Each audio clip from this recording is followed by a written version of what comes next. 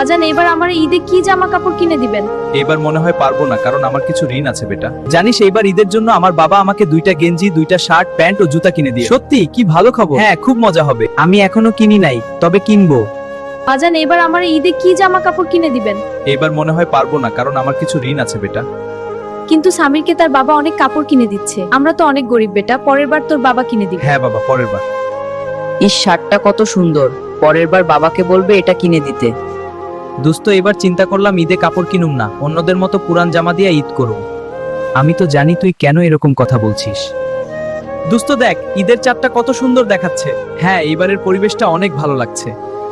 দোস্ত দ্বারা আমি একটু আসছি। এটার ভিতর কি? খুলে দেখ। ওয়াও, একটা টি শার্ট আর প্যান্ট। আরে এগুলো তো আমি ওই দিন মার্কেটে দেখে আসছি।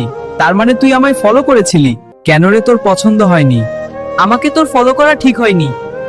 আমি নতুন জামা কাপড় পরবো আর তুই পুরান কাপড় পরবি, এটা আমি মেনে নিতে পারবো না। এভাবেই যেন ঈদের আনন্দ ফুটে ওঠে সবার মুখে।